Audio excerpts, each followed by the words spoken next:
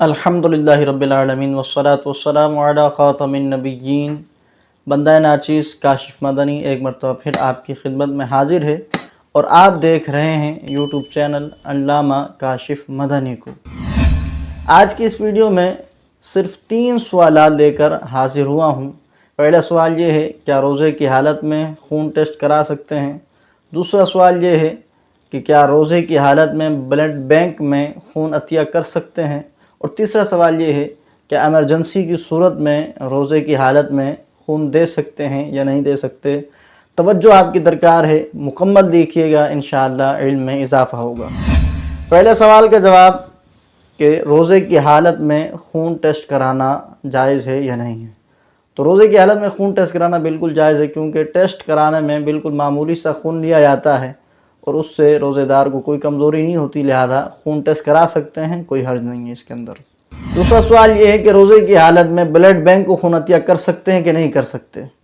تو روزے کی حالت میں بلڈ بینک کو خون عطیہ کرنا مکروہ ممنوع ہے، کیونکہ بلڈ بینک کو خون عطیہ کرنے کی صورت میں 250 ml سے لے کر 300 ml تک 300 ملی لیٹر تک خون نکالا جاتا ہے، جس کی وجہ سے روزے دار کے کمزور ہونے کا قوی اندیشہ ہے اور جس کی بنا پر وہ روزہ درست طریقے سے پورا نہیں کر پائے گا، لہذا اس صورت کے اندر خون دینا مکروہ ہے، ممنوع ہے۔ تیسرا سوال تھا کہ روزے کی حالت میں ایمرجنسی کی صورت میں کسی کی جان بچانے کے لیے خون دینا، تو کسی کی جان بچانے کے لیے بحالت روزہ خون دینا یہ جائز ہے۔ شریعت میں جہاں اپنی ضرورتوں کا لحاظ رکھا گیا ہے، وہیں دوسرے مسلمان بھائیوں کی ضرورت کا بھی لحاظ رکھا گیا ہے، لہذا اس صورت میں خون دینا جائز ہے۔ لیکن اگر کوئی دوسرا خون دینے والا مل جاتا ہے اور اس کا خون کافی ہو جاتا ہے، تو اس صورت میں پھر روزے دار کا خون دینا مکروہ ممنوع ہوگا۔